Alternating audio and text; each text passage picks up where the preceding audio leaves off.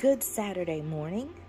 Today I am excited to go ahead and get started on planting some of our herbs that we like to have in ready supply and some of the ones that take a little while to germinate and get established.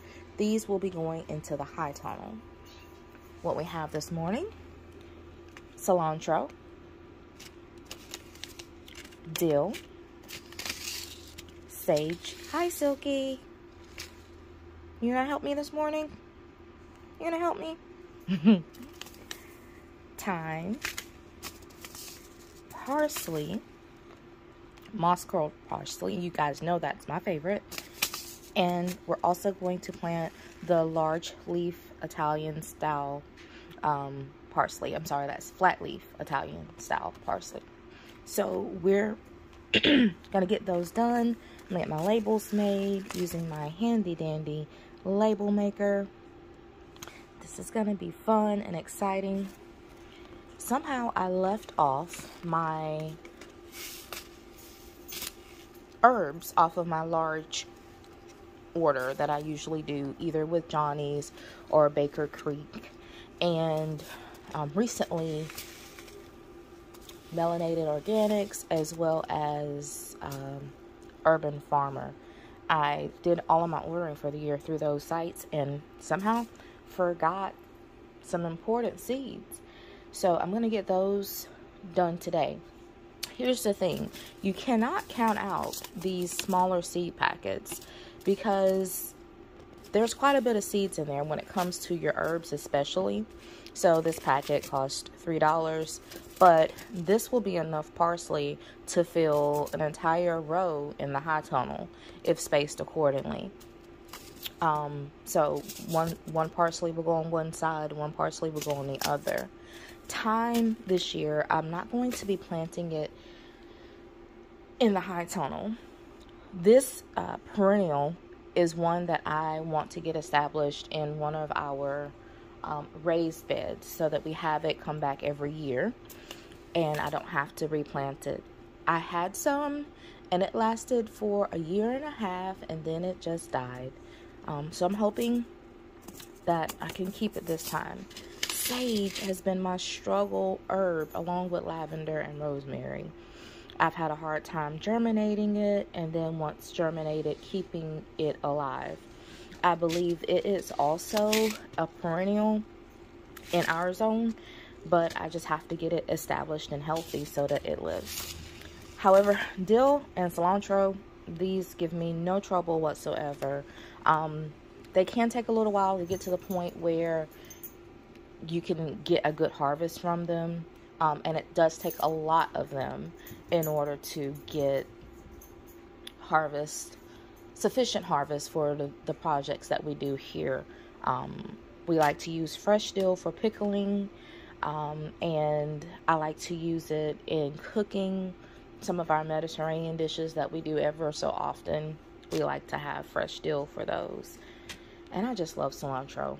I know some people say that either you love cilantro or you hate it, and then those people tend to prefer parsley if they hate it, but we love both, and I use them both interchangeably based on availability on the farm. So recently, even though we have some small self-seeded cilantro plants in the high tunnel, also in one of our raised beds out there, we recently did fish tacos and we just used parsley because we had so much of it from one plant that we had out in one of our raised beds that just took off and became a full-on bush. So, all right, well, that's my ramblings. Come back and show you our completed tray with humidity dome, and hopefully today I'll also be shooting a video showing you our grow light setup. It's not anything extensive. Some people may even call it bootleg, but look, it works. It works for me. It works for us. And our rotation system of how we do the trays, get them to a certain point, then rotate them out to the high tunnel in a covered shelf.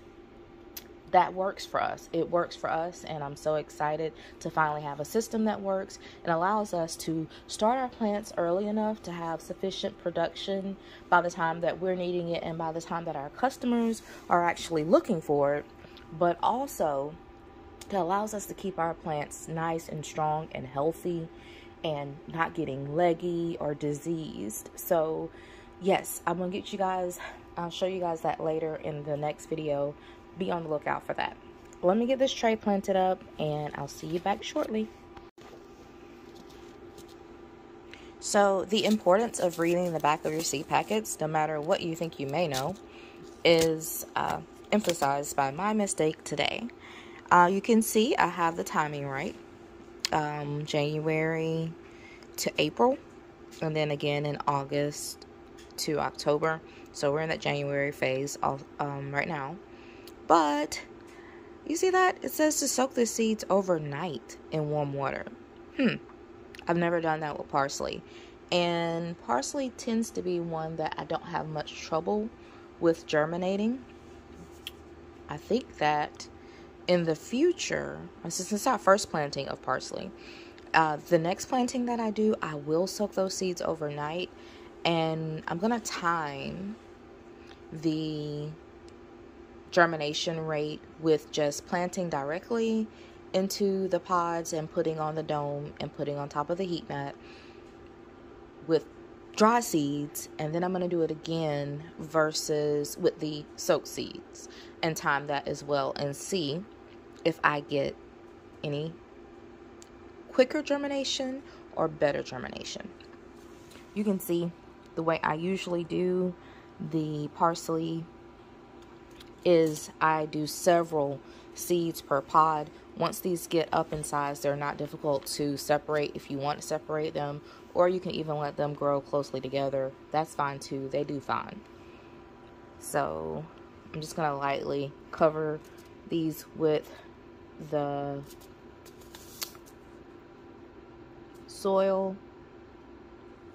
And also it says on here to plant at 1/4 inch depth. See that there? And so, but I'm gonna do not that deep with these trays. I always almost surface sow with these small seeds like this, just enough to cover them.